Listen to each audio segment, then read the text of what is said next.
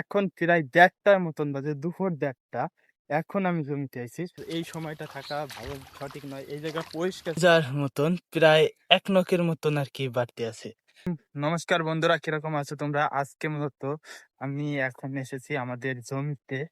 আর আমার কতটা উম উম ভালো লাগলে বা কতটা মন চাইলে আমি এই সময় আমি আসতে পারি। আর উপরে দেখতে পাচ্ছি পুরো বৃষ্টি হইতেছে। গুড়ি, গুড়ি বৃষ্টি, বেশি না। এর মধ্যে আমি এই জমিতে আইছি। আর এখানে দেখো জল ভর্তি। এখানে প্রায় ১ বিঘাতের মতন জল আছে এই জমিটায়। আর আমি এতটাই মন চাইতেছে আমার জমিগুলো দেখতে।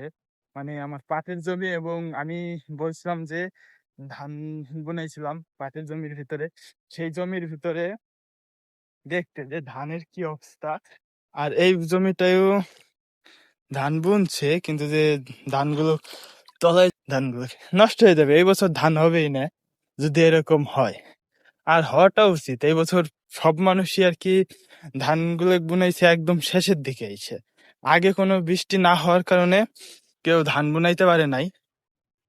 এখনো চারিপাশে পাট, কিন্তু যে দু একটা জমি পাট এলো কাটছে, আর তাছাড়া সব ধরনেরই পাট আছে। আর আমরাও একটা জমি কাটছি, আর কাটি নাই এখন পর্যন্ত। এরপর জল আসবে, তারপরে পাট কাটবো। কিন্তু যে আমি জমিগুলো দেখার জন্য আইছি যে আমার জমির ধানের কি অবস্থা। কিন্তু যে যা দেখতে পারতেছি, আমার জমির ধান মোটেও নাই, সব তলাই গেছে। না থাকারই কথা, কারণ এত পরিমাণ বৃষ্টি যদি নামে তাহলে হয় নাকি। অবশেষে এই যে আমার জমিতে আইছি। আমার জমির ধান, কিছু ধান এই যে এরকম আছে, এরকম হয়েছে আর কি। দেখেন, হয়তো হবে না, এই ধানগুলো হবে না।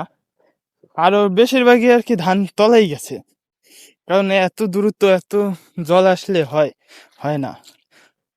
ধান অনেক ভালো হয়েছিল, অনেক ভালো ধান হয়েছিল, কিন্তু যে ধানগুলো থাকলো না।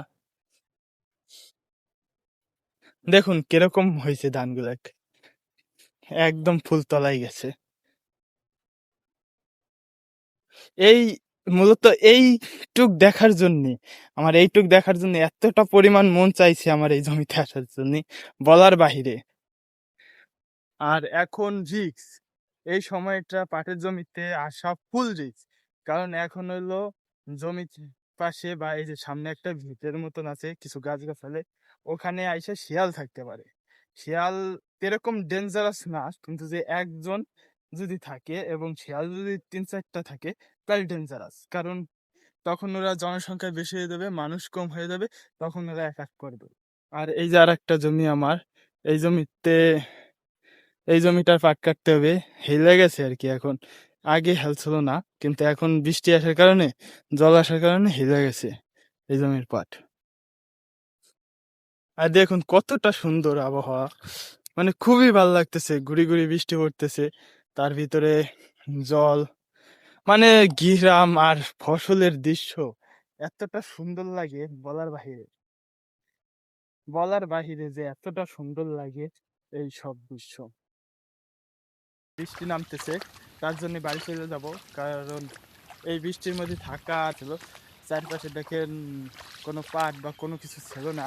এখানে কয়েকটা জমি কাটা হয়েছে বেদায় আমি এখানে আইতে নয় আসতাম না একা একা কখনোই।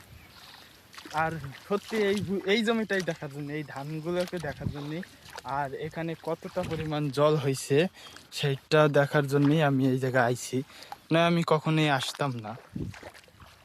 আর এই জায়গায় আসলেও খুবই ভালো লাগতেছে এখন।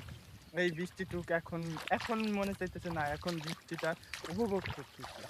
কিন্তু যে কালকে আমি যখন সকাল 7টায় নামছি এবং বিকাল 5টার পরে যে কৃষি জমি থেকে উঠছি, একটা না, আমি, দাদা এবং বাবা তিনজনে একটানা পাট কাটছি। তখন এতটা খারাপ লাগছে, আজকে তার জন্য কোনো কাজে যাইতে পারিনি। একটানা অতটা কাজ করার ফলে অনেক জমি পাট কাটছি কালকে, তার জন্য আজকে কোনো কাজে যাইতে পারিনি, আরো বৃষ্টির কারণে কোনো কাজে যাইনি। মানে খুবই ভালো লাগতেছে, কিন্তু যে কালকে ভালো লাগে নাই। অল্প সময় হইলে হয়তো ভালো লাগে, কিন্তু অতিরিক্ত হয়ে গেলে হয়তো ভালো লাগে না। তাই বাড়ি যাই, ভালো থাকবেন, বাই। নতুন আর একটা ভিডিওতে দেখা হবে।